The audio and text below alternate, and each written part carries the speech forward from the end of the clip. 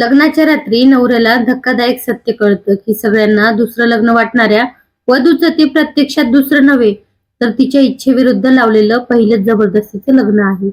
कारण अनेक वर्षापूर्वी तिच्या अल्पवयात घरच्यांनी संपत्ती, मान, सन्मान आणि स्वार्थासाठी तिच्या संमतीशिवाय एका क्रूर माणसाशी लग्न लावून दिलं होतं. पण त्या रात्रीच ती त्याच्या अत्याचारातून जीव वाचवण्यासाठी पळून गेली. कोणताही वैवाहिक संबंध कधीच निर्माण झाला नाही. समाजाने मात्र तिला दोष देत तिला दुसऱ्याची बायको असा शिक्का मारला. तिच्या आयुष्यात सत्य कुणी ऐकलंच नाही आणि आता पुन्हा एकदा परिस्थिती पुढे हार मानून ती या नव्या लग्नाला तयार झाली असताना नवऱ्याला तिच्या भूतकाळामागचं खरं सत्य समजतं. त्यानंतर तो समाजाच्या खोट्या समजुतींना, लोभी नातेवाईकांना आणि पहिल्या जबरदस्तीच्या लग्नातून अजूनही तिला स्वतःची मालमत्ता समजणाऱ्या माणसाला कायदेशीर अडचणींना आणि स्वतःच्या कुटुंबाच्या विरोधात सामोर जात तिचा सन्मान, तिचं स्वातंत्र्य आणि तिचं खरं आयुष्य परत मिळवून देण्यासाठी लढण्याचा निर्णय घेतो. आणि या संघर्षात उघड होणारी प्रत्येक गोष्ट अनेकांची काळी रहस्य, विश्वासघात, लोभ, फसवणूक, खोट्या प्रतिष्ठेच्या नावाखाली केलेले अपराध आणि एका निष्पाप मुलीच्या उद्ध्वस्त आयुष्याची वेदनादायक कहाणी समोर आणते, ज्यामुळे अखेर सत्य, न्याय आणि प्रेम याची कठीण पण हृदयस्पर्शी विजय गाथा घडते. लग्नाची पहिली रात्र. खोलीत शांतता होती. नवरीच्या डोळ्यात भीती स्पष्ट दिसत होती.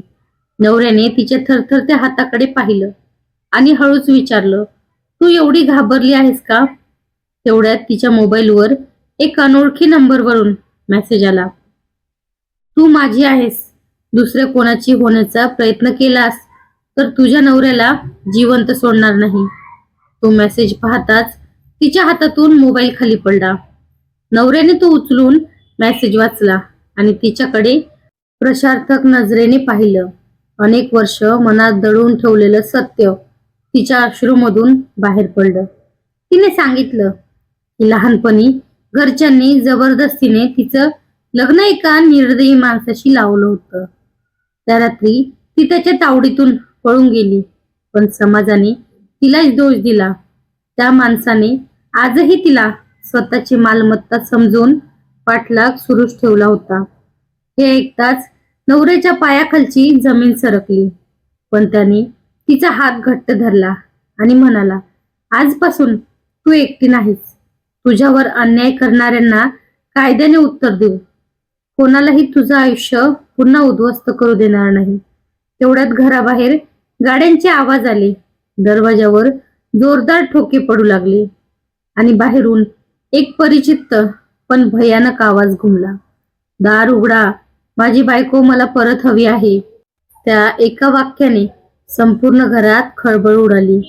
नवरा शांतपणे उठला, पण त्याच्या डोळ्यात भीती नव्हती, निर्णय होता. त्याने वधूला मागे उभं राहायला सांगितलं आणि दरवाजा उघडला. बाहेर तोच माणूस काही गुंडासह उभा होता. त्याच्या चेहऱ्यावर विकृत हसू होतं.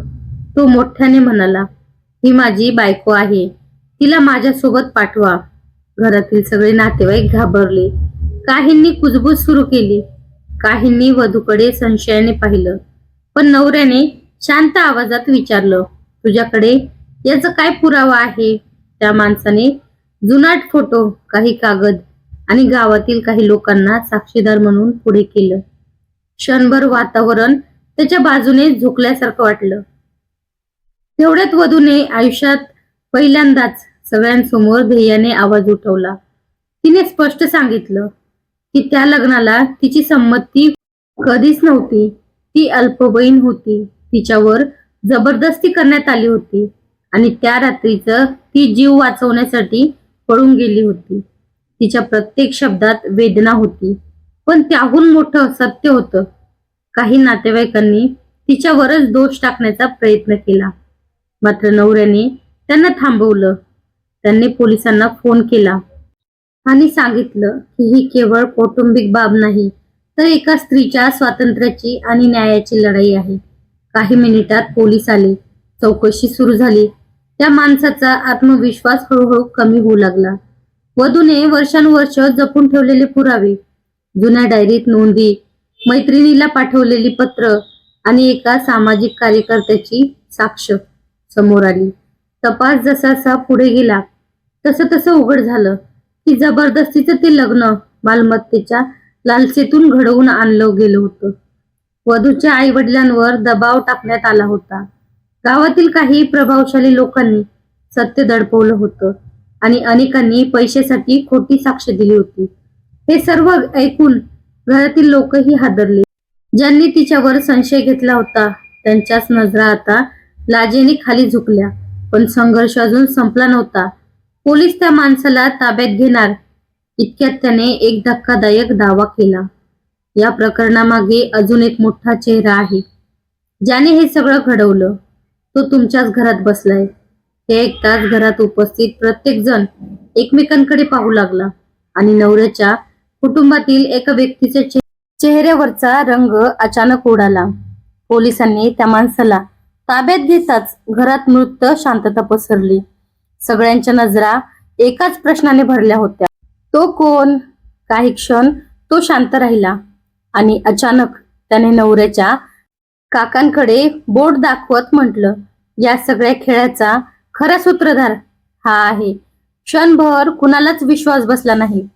काकांनी संतापून आरोप फेटाळून लावले, पण पोलिसांनी त्यांचा मोबाईल जप्त केला. कॉल रेकॉर्ड, जुन्या व्यवहाराची माहिती आणि संदेश तपासल्यानंतर धक्कादायक सत्य समोर येऊ लागलं. अनेक वर्षापूर्वी वधूच्या वडिलांची जमीन बळकावण्यासाठी हा संपूर्ण कट रचण्यात आला होता. जबरदस्तीचं लग्न हा त्या कटाचा एक भाग होता. जर मुलगी त्या घरात कायमची अडकली असती तर तिच्या नावावरची मालमत्ता सहज हस्तगत करता आली असती. हे सत्य ऐकताच वधूच्या आईच्या डोळ्यात अश्रू आले.